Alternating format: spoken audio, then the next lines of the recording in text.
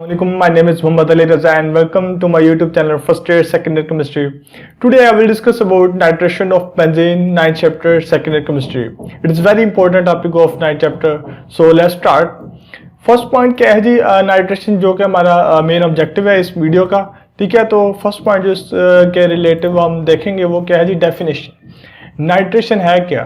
The addition of NO2 group to a benzene group organic compound is called nitration.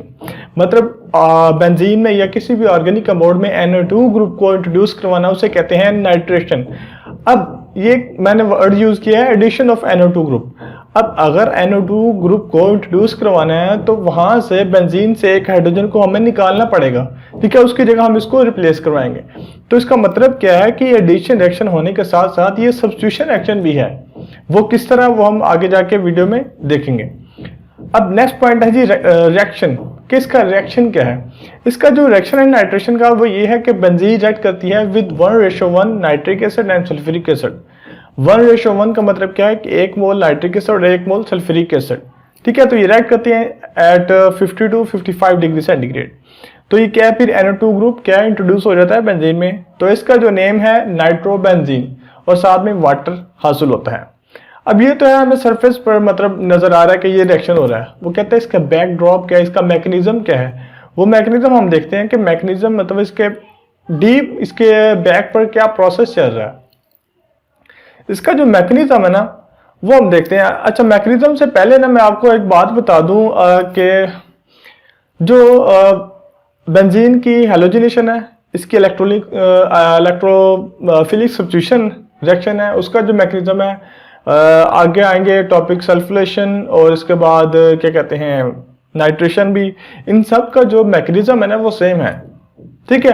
अब जो previous lectures हमने देखे हैं electrophilic substitution और हैलोजिनेशन, उसमें क्या था मैकेनिज्म में, फर्स्ट रिएक्शन में जो कैटलिस्ट था और जो रिएक्टेंट था वो आपस में रिएक्ट करते हैं, स्ट्रॉन्ग इलेक्ट्रोफिल जो है प्रोड्यूस करते हैं।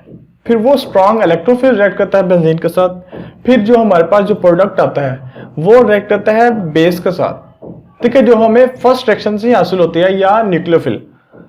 फिर हमारे पास क्या है, थर्ड रिएक्शन हो जाता है। तो ये 3 स्टेप्स होते हैं इसके मैकेनिज्म के, बेंजीन के, ठीक है। तो फर्स्ट स्टेप क्या है जी, लिखा हुआ जी ये नाइट्रिक एसिड क्या है जी, रिएक्टेंट है। उसके साथ जो है सल्फ्यूरिक एसिड जो एक कैटलिस्ट के तौर पर काम कर रहा है।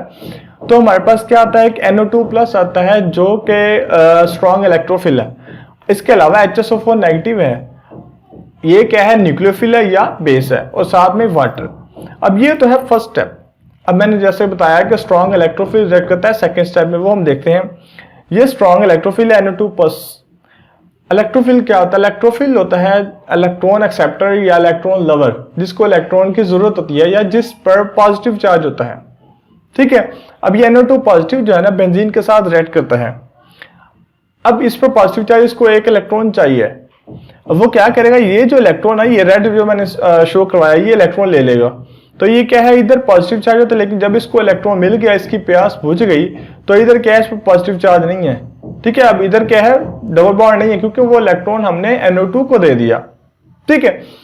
अब इधर जो इंपॉर्टेंट पॉइंट है वो आपको देखना क्या है कि इधर कार्बन की जो वैलेंसी 4 है ना वो सेटिस्फाई हो रही है, क्योंकि अगर इधर से एक इलेक्ट्रॉन गया तो उसके पास NO2 भी तो अटैच हुआ है ना इस कार्बन के साथ, तो इसकी तो 4 वैलेंसी सेटिस्फाई है, एक ये, एक इधर से, एक इधर से, एक इधर से। लेकिन इस कार्बन में क्या, इस कार्बन को तो कोई चीज नहीं मिली, इससे ले तो गए लेकिन दूसरी चीज को दी नहीं गई।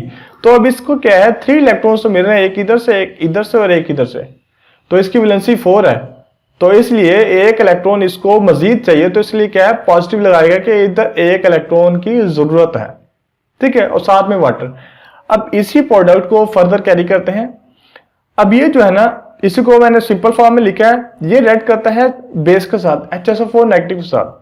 अब इधर जो सेकंड पॉइंट जो आपने याद रखना है, जो बेस होता है ना या न्यूक्लियोफिल होता है, उसके पास इलेक्ट्रॉन ज्यादा होते हैं, इलेक्ट्रॉन उसको देने पड़ते हैं क्योंकि उसके पास इलेक्ट्रॉन ज्यादा होते हैं। अब आगे कोई लेने वाला हो, अब चूंकि मैंने स्टार्ट में बताया कि जब NO2 को इंट्रोड्यूस करवाना है तो वहां से हाइड्रोजन को रिप्लेस करवाएंगे, हाइड्रोजन को निकालेंगे। अब हाइड्रोजन के पास एक इलेक्ट्रॉन होता है, जब वो निकलेगा तो उसके पास एक इलेक्ट्रॉन है। अब उसकी ये कोशिश होगी कि एक इलेक्ट्रॉन और मिले, वो पेयर बना ले। अब वो इलेक्ट्रॉन देगा कौन, वो HSO4 नेगेटिव देगा, ठीक है। तो इसी तरह ये H जो है HSO4 नेगेटिव के साथ मिल जाता है, तो क्या बन जाता है H2SO4। अब इधर तो डबल बॉन्ड नहीं था, इधर डबल बॉन्ड कैसे आ गया? वो इस तरह आया कि इधर जो है ना हाइड्रोजन निकल गया। अब इधर जो हाइड्रोजन जब निकला तो इसके पास भी 3 इलेक्ट्रॉन्स, एक इलेक्ट्रॉन इसको भी चाहिए, तो इधर ऑलरेडी कार्बन के पास उसको भी 3 इलेक्ट्रॉन्स थे, उसको भी एक इलेक्ट्रॉन चाहिए था। अब क्या अगर दोनों बराबर हो गए, अब दोनों के पास एक एक इलेक्ट्रॉन जो है अनपेयर है, वो एक इलेक्ट्रॉन जो है अनपेयर है वो आपस में बॉन्ड बना लेते हैं, तो ये क्या है डबल बॉन्ड की फॉर्म में हमें नजर आ रहा है। ठीक है, तो ये क्या है, ये मैकेनिज्म है नाइट्रेशन ऑफ बेंजीन का। ठीक है, इसके 3 स्टेप्स हैं। फर्स्ट स्टेप में रिएक्टेंट और कैटलिस्ट रिएक्ट करता है, सेकंड में इलेक्ट्रोफिल रिएक्ट करता है, और थर्ड में बेस या न्यूक्लियोफिल रिएक्ट करता है। ठीक है, तो ये आज का बहुत ही इंपॉर्टेंट टॉपिक था, nitration of benzene. So stay tune and stay happy. Thank you.